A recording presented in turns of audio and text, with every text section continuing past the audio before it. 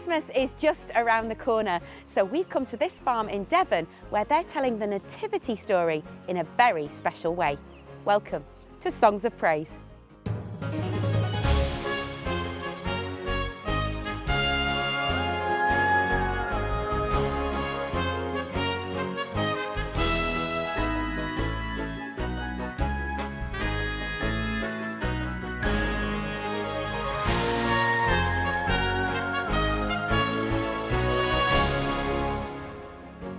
On the programme, I join local children here in Devon to reenact the Nativity story with alpacas, lambs and, of course, a donkey.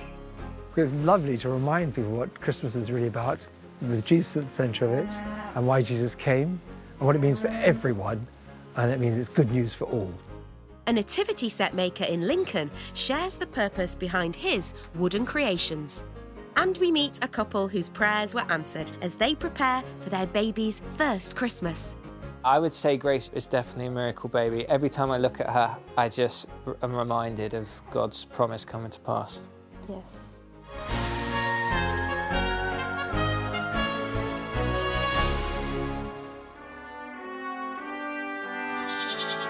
We have some wonderful Christmas carols for you today, including a few festive favourites from a barn in Hertfordshire.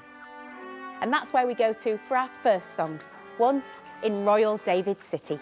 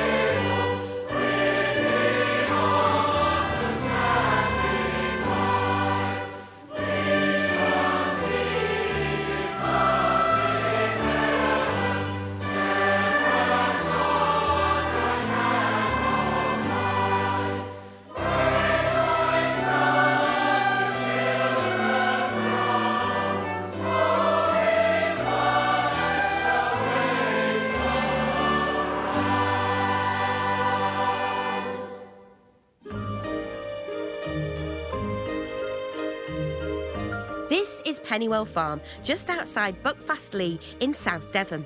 For 30 years, its Christian owners have welcomed children to explore the farm grounds and meet their many animals. Christmas is a really busy time, so I've come to find out what's going on and to lend a hand. Oh, hi, Emerald. You're so good. Let's get you snuggled. So tell me about Pennywell. Well, we have lots of visitors each year, and at different seasons we do different events. Christmas, we run nativity plays and visits to Father Christmas, and we'd like to get over the story of Christmas. The idea came actually originally 29 years ago now, gosh. Two staff whose husbands were in the forces and they wanted to do something special for Christmas, and we wanted to do a nativity play And they said, well, why didn't we do it here instead of in the church? I think it works quite well. You go through the pets area, and then there's some elves who then direct you into where the nativity is going to be held, and then you've got some of the team there who are in appropriate clothing and attire, who will dress you if you want to dress and take part. So they're costumes for whoever wants them? Any size, any age, doesn't matter who, any gender, I you don't love worry. it, this is so inclusive. And do you ever have the point where you've got like, 10 wise men and some of them are wise women?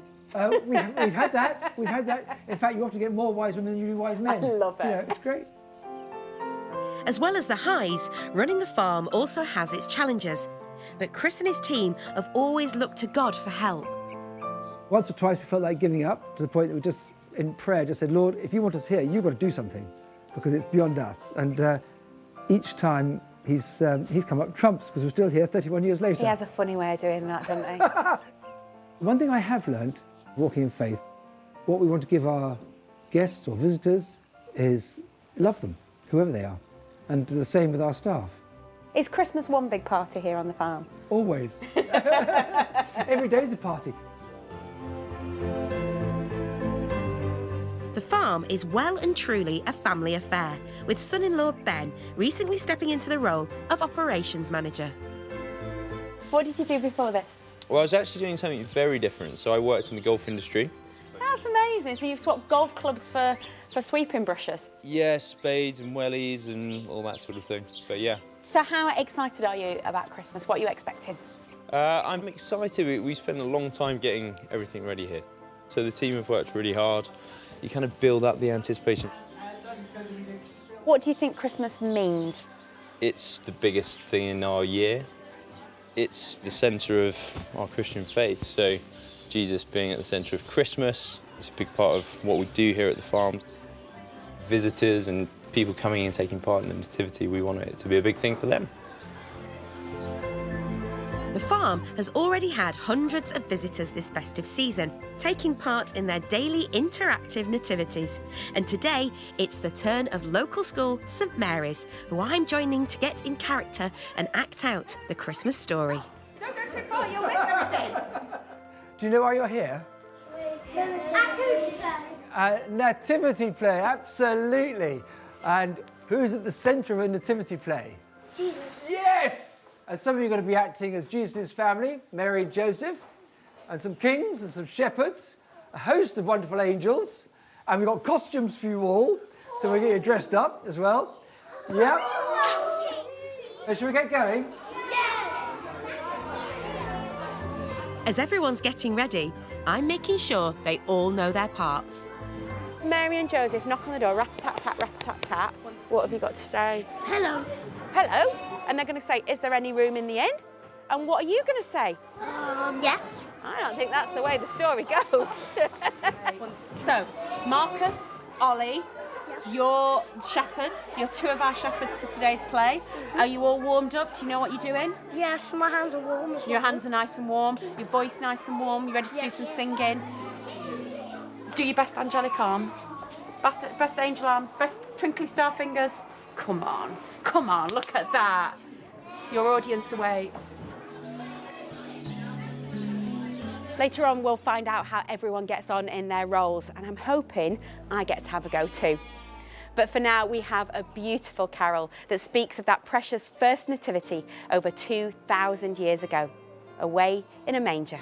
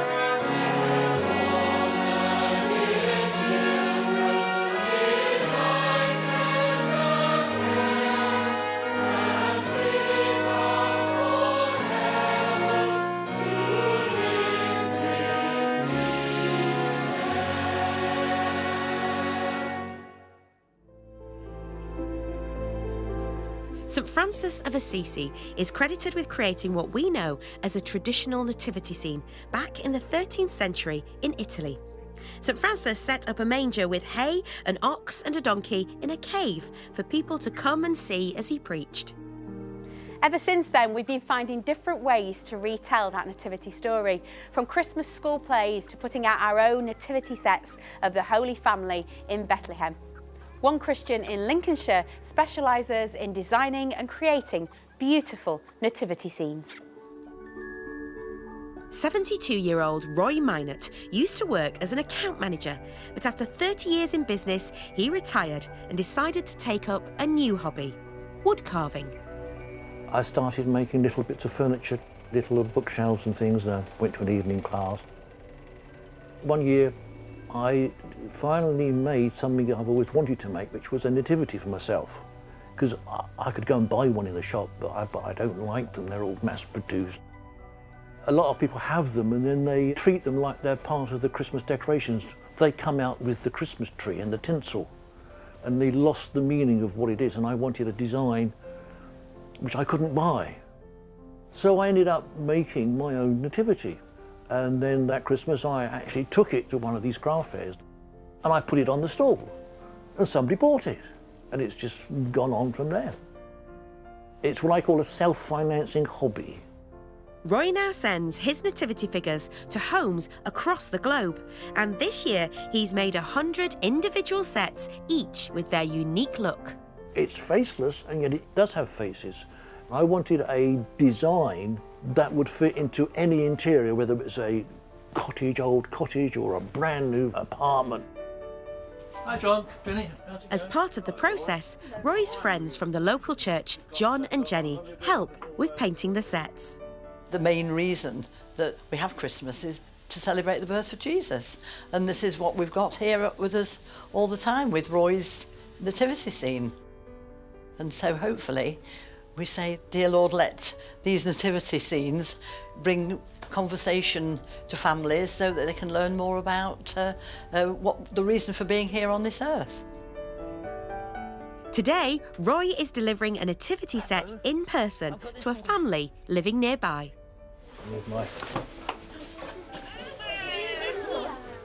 I got a donkey. And the baby Jesus. Baby Jesus. Baby Jesus. Don't throw him. I'm hoping that there'll be some child in 50 years' time saying, oh, I can remember Grandma getting those out. And I like it to mean something in people's memories.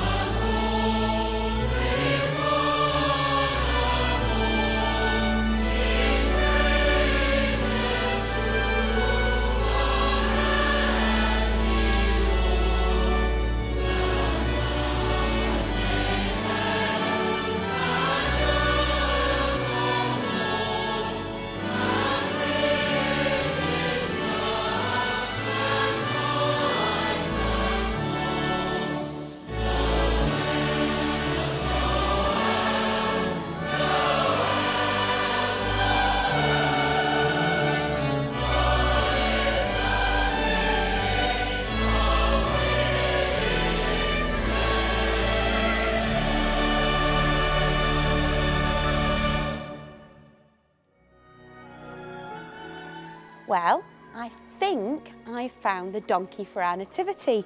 Aren't you beautiful?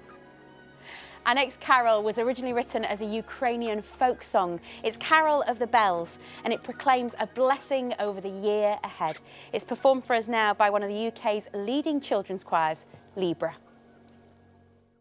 Hark at the bells, sweet silver bells, all seem to say throw cares away.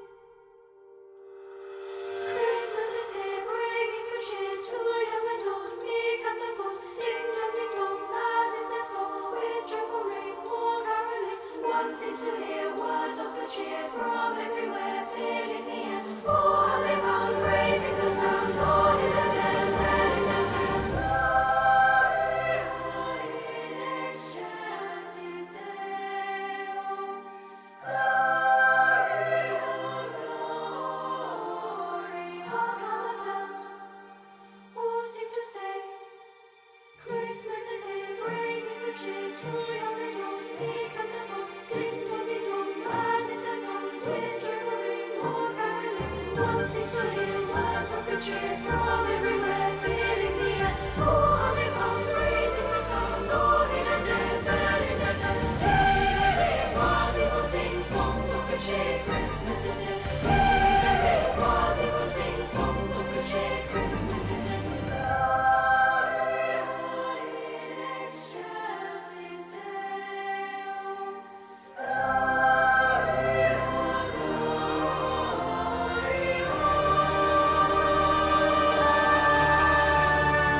Hark how the bells all seem to say, Christmas is here, bringing good cheer. One seems to hear words of good cheer from everywhere, filling the air. Oh, how they pound, raising the sound, oh, hill and dale, telling their tale. Hey, hey, hey, while people sing songs of good cheer, Christmas is here. Hey, hey, hey, while people sing songs of good cheer, Christmas is here. Hark how the bells all seem to say, Christmas is here, bringing good cheer. One seems to hear words of good cheer from everywhere, filling the air. Oh, how they pound, raising the sound, oh, hill and dale, telling their tale. Hey, hey, hey, while people sing songs of good cheer, Christmas is here. Hey, hey, hey, while people sing songs of good cheer, Christmas is here.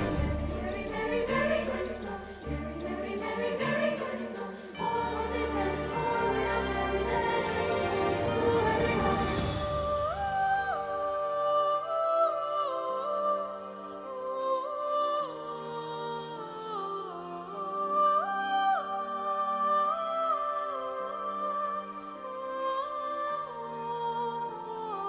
Hark how the bells all seem to say, Gloria, gloria. Ding dong,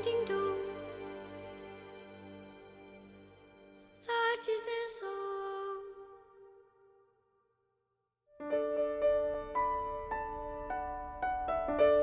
The Nativity story celebrates the miraculous birth of Jesus.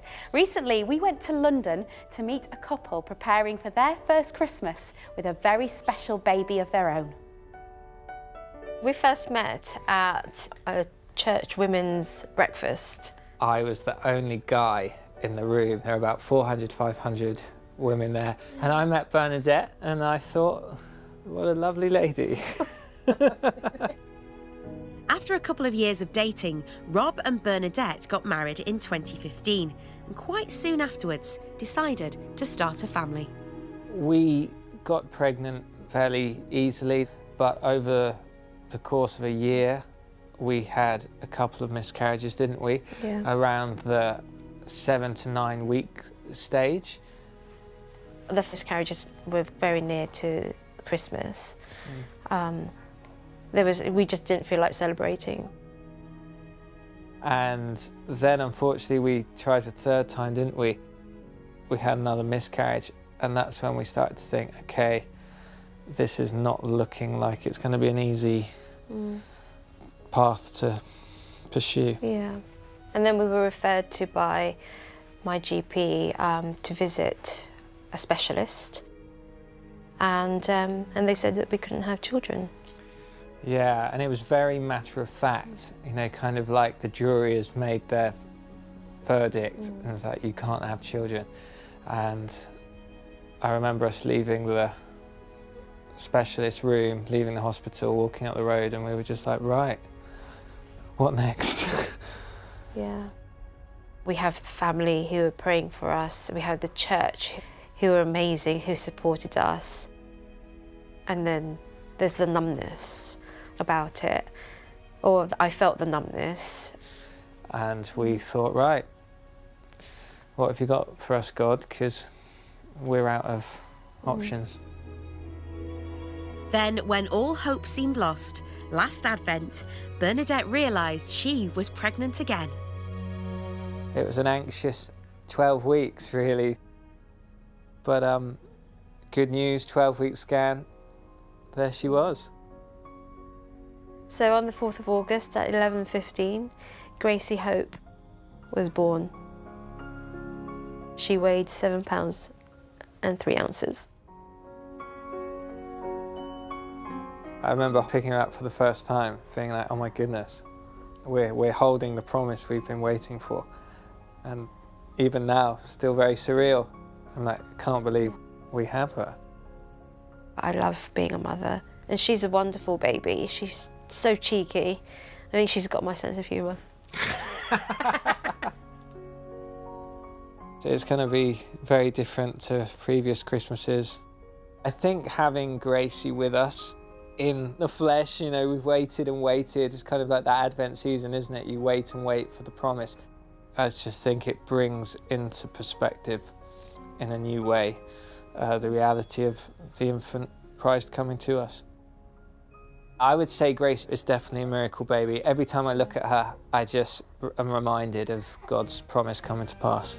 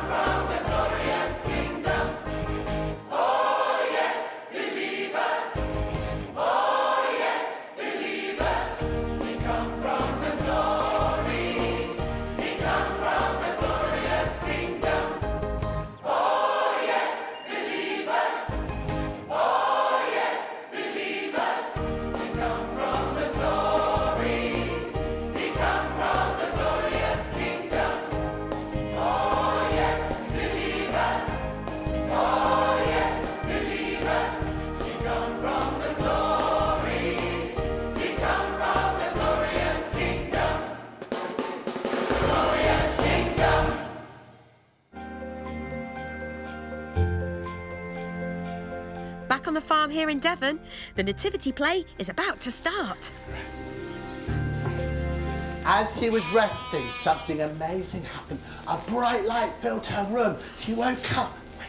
The children are telling me what it's all about. It was an... If I didn't know the story of Jesus and I did not know the nativity story, how would you tell it to me?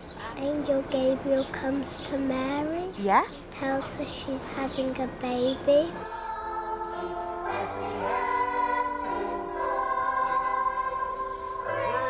She has to go and ride out with a donkey with her husband. Who's her husband? Joseph. Joseph, that's right. But the innkeeper had up a sign which said... Sorry, no baby. More bad news. So they stay in the stable. And what happens at the stable? Overnight they have the baby. And what's the baby's name? Jesus. Jesus. So while Mary and Joseph settled down for that first special night, And she's absolutely exhausted. So she has a nice rest and nobody turns up to see the baby. Is that what happens? Get some visitors. Okay, tell me about the visitors. Some of them are angels. There are the 3 kings. Shepherds. And they all come to see the baby Jesus because he's such a special baby. Yeah. Amazing. Why is it so important to you? It's lovely to remind people what Christmas is really about, with Jesus at the centre of it, and why Jesus came, and what it means for everyone, and it means it's good news for all.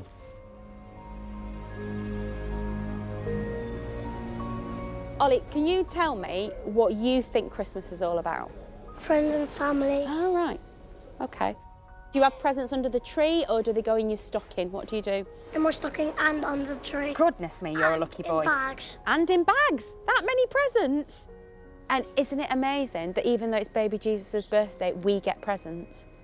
That doesn't seem right, does it? No. Baby Jesus should. Baby Jesus should be getting the presents. It's his birthday. Because it's his birthday. Great job as the star, by the way. She was the star of the show because she was the star. That's a funny joke.